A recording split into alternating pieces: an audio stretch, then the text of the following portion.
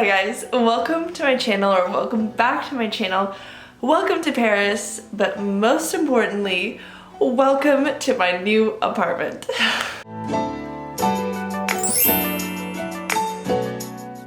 My name is Arielle and I'm a Canadian who moved from Toronto to France, and now I'm living in Paris.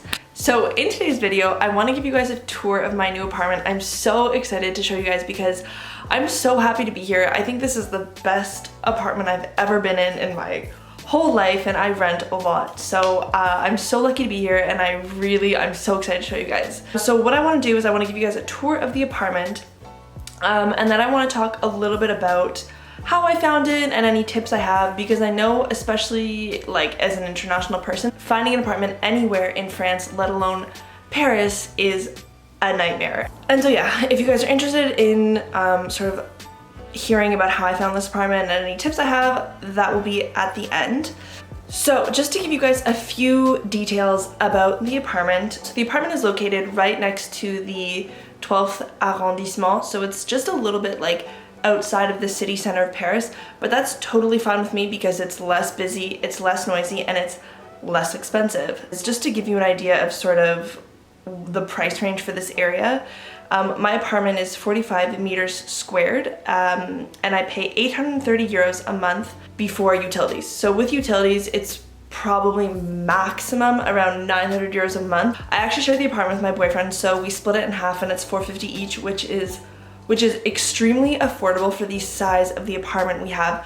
Normally, if you're looking in the city center, you could probably get, for the same price, you could probably get 15 or 17, I would say maximum 17 meters squared. I know my friend who lives in the 18th arrondissement who pays about 1,200 euros for 17 meters squared.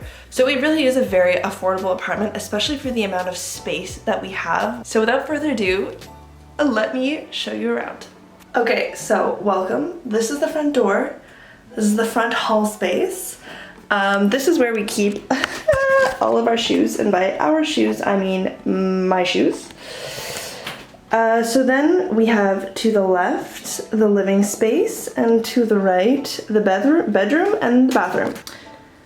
Okay, so let's start with the bedroom, which doesn't feel like a bedroom because it's massive.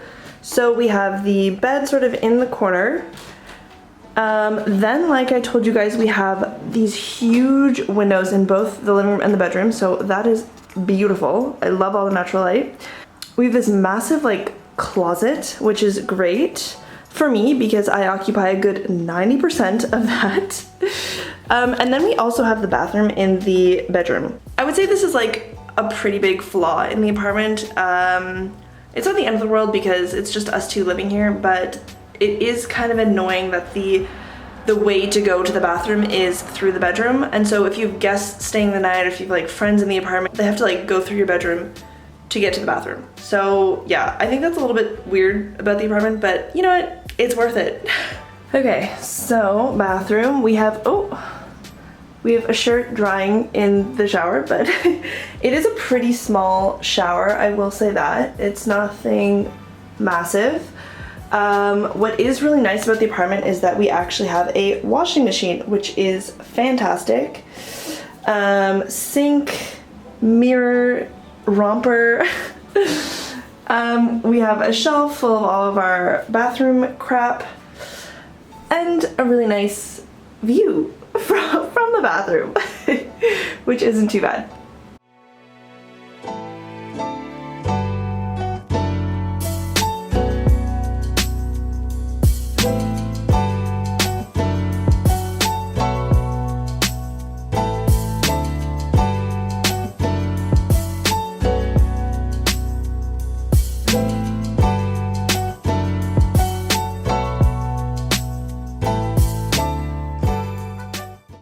So yeah, that was the bedroom and the bathroom.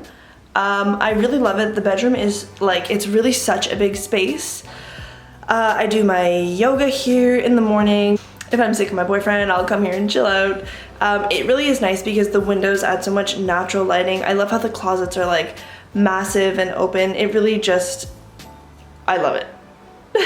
Okay, so the best part about the apartment, next up we have the living room.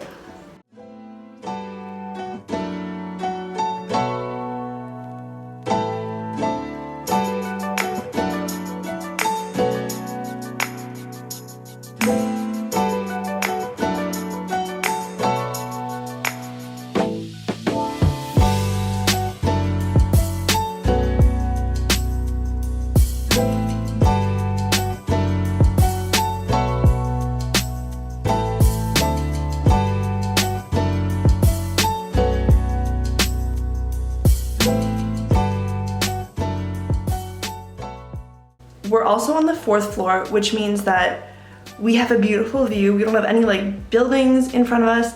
And in the evening, we can't see the Eiffel Tower, but we can see the light of the Eiffel Tower going around. So it is a really nice view. Let's check it out.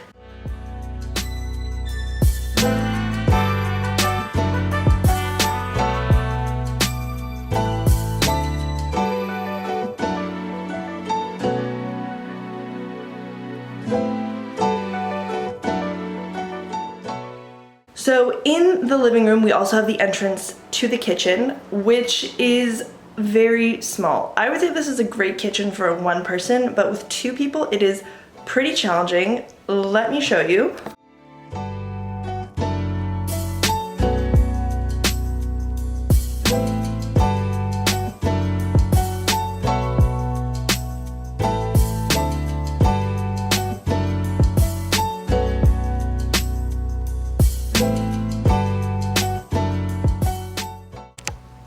One thing that is sick about this kitchen, which I have never had in France, I mean, I have never had this, is there's an oven in the apartment. And like, not even just a normal oven, like a nice, sleek, brand new oven. I saw that and I was like, perfection! It really is, it's very rare that you find ovens in your apartment. Usually you have to like buy a toaster oven, which never cooks the same as a real oven. The amount of like brownies and cakes I've destroyed using toaster ovens is, the limit does not exist. So yeah, it is pretty small, but I'm really happy with the look. It's very modern, it's very new. So I hope you guys liked that little tour. Now let's talk about how I found the apartment. So whenever I'm looking for an apartment, I always check Facebook. On Facebook, you can find a bunch of groups for people who are looking to rent their apartments, to sublet their apartments, or who are just looking for roommates in general. There's so many groups and there's so many posts a day that if you actively check Facebook, you will find your apartment. And so this apartment I found from a girl who posted in one of the groups that she was subletting her apartment, which is a tip for anyone, but mostly international people or international students, because in France, the landlords, the agencies, they will always ask you for 2 things. The first thing they will ask you for is a French guarantor, which if you're international, you don't have. And the second thing they'll ask you for is proof that you work.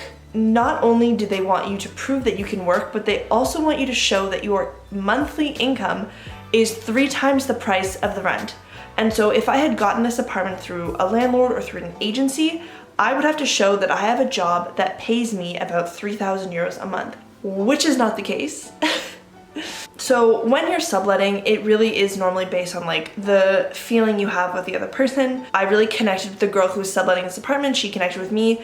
I didn't have to give anything. I didn't have to give her a deposit. I didn't have to give her any guarantors. I didn't have to show her any paperwork. I didn't even have to give her my ID. It really is something that's based on the feeling you have with the person, whether you trust them. But I found it's a lot easier because I visited the apartment, I said I wanted to take it, and that was the end of the story.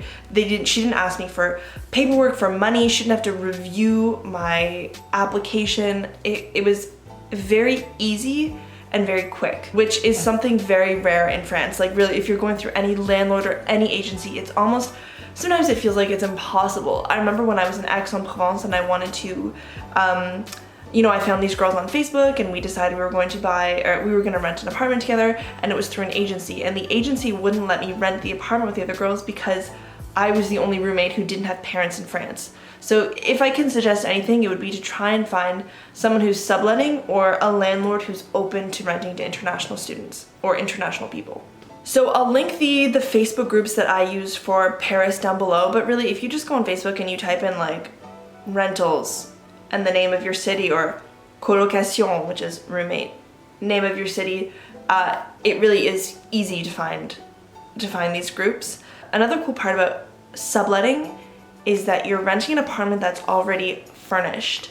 The girl I'm renting from, she's a stylist in Paris, so you know the woman is chic. So like this velvet couch, like the tapestry, like everything is very beautiful. Even the dishes. Let me show you the dishes. Like, look at these dishes. Even her dishes are stylish. And so as an international person who doesn't have a car, doesn't have my mom and my dad here to like help me move in and build my furniture, it's just so much easier to rent a place that's already furnished. It has everything you need, and there's no crazy paperwork you have to fill in. So I hope you guys liked this video. I hope it was useful, and I hope it was interesting to see what you can get for 900 euros in Paris.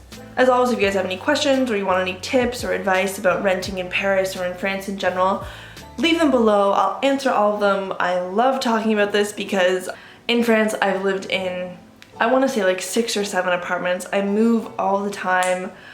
So at this point it's like, I'm your girl. For renting advice in France, I'm your girl. But yeah, thanks so much for watching, and I will see you guys in the next video.